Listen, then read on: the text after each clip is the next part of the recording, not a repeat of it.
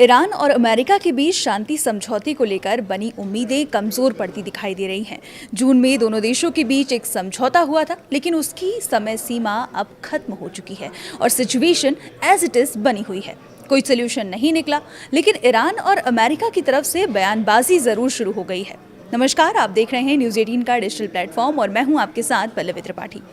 Iran के Islamic revolutionary guard corps यानी IRGC के राजनीतिक ब्यूरो प्रमुख ब्रिगेडियर जनरल यदुल्लाह जावानी ने अमेरिका को सीधे तौर पर चेतावनी दी है। उन्होंने कहा कि अभी तक ईरान की सैन्य कार्रवाई मुख्य रूप से रक्षात्मक यानी डिफेंसिव रही है, लेकिन आने वाले समय में हालात बदल सकते हैं।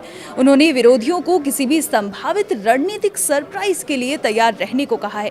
हालांकि उन्होंने ये साफ नहीं किया कि ईरान की तरफ से संभावित आक्रामक कार्रवाई किस तरह की होगी। सबसे बड़ा विवाद स्टेट ऑफ होर्मुज को लेकर है। होर्मुज दुनिया के सबसे महत्वपूर्ण समुद्री रास्तों में से एक है। यहाँ से बड़ी मात्रा में तेल और गैस की आवाजाही होती है। मौजूदा तनाव के कारण इस रास्ते से तेल टैंकरों की आवाजाही काफी प्रभावित हुई है और इसका असर अंतर्राष्ट्रीय बाजार पर भी दिखाई दिया। 18 अगस्त को तेल की कीमतों में तेजी देखी गई, क्योंकि बाजार में सप्लाई बाधित होने की आशंका बढ़ गई है। अमेरिकी राष्ट्रपति डोनाल्ड ट्रंप ने हाल ही में होर्मुज को लेकर कहा कि अमेरिका स्ट्रेट ऑफ होर्मुज को अपने क्षेत्र के तौर पर घोषित कर सकता है।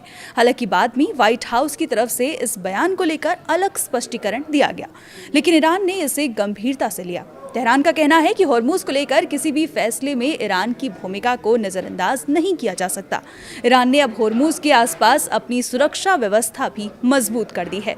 ईरानी अधिकारियों का कहना है कि अगर अमेरिकी सैनिक किसी ईरानी द्वीप पर उतरने या सैन्य कार्रवाई करने की कोशिश करते हैं तो उन्हें निशाना बनाया जाएगा।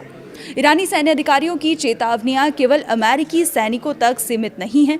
IRGC की तरफ से पहले ये भी कहा गया कि अगर अमेरिका ईरान के नागरिक ढांचे को निशाना बनाता है तो ईरान अमेरिका और उसके सहयोगी देशों के ऊर्जा नेटवर्क, पावर प्लांट और इंटरनेट से जुड़े महत्वपूर्ण ढांचे को निशाना बना सकता है। इस पूरे मामले में एक बात समझना जरूरी है कि ईरान के बयान को ये मान लेना कि वह तुरंत अमेरिका के खिलाफ जमीनी हमला करने जा रहा है सही नहीं है। अभी तक अमेरिका की तरफ से ईरान में किसी नए प्लान की खबर नहीं है। ईरान भी ये नहीं बता रहा कि उसका सरप्राइज कैसा होगा, इसलिए फिलहाल ये सैन्य चेतावनी और दबाव बनाने की रणनीति की तरफ दिखाई देता है। इस बीच ओमान भी इस पूरे विवाद में महत्वपूर्ण भूमिका निभा रहा है। ओमान ईरान और अमेरिका के बीच बातचीत का रास्ता खोलने की कोशिश करता रहा है। होर्मुज से जहाज़ों की आवाजाही दोबारा शुरू कराने को लेकर ईरान और ओमान के बीच बातचीत जारी है। अमेरिका इस प्रक्रिया को लेकर बेहद नाराज है और ट्रंप ने ओमान को लेकर भी कड़ा बयान दिया है। अमेरिका और ईरान के बीच तनाव अब एक ऐसे मोड़ पर पहुंच गया है जहां बातचीत के साथ साथ सैन्य विकल्पों पर भी जोर बढ़ रहा है।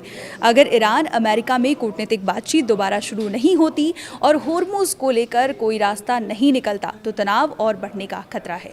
इसका असर सिर्फ अमेरिका और ईरान पर नहीं बल्कि पूरे खाड़ी क्षेत्र, तेल की कीमतों और दुनिया की अर्थव्यवस्था पर पड़ सकता है। अपडेट्स के लिए बने रहिए हमारे साथ और देखते रहिए न्यूज़ 18।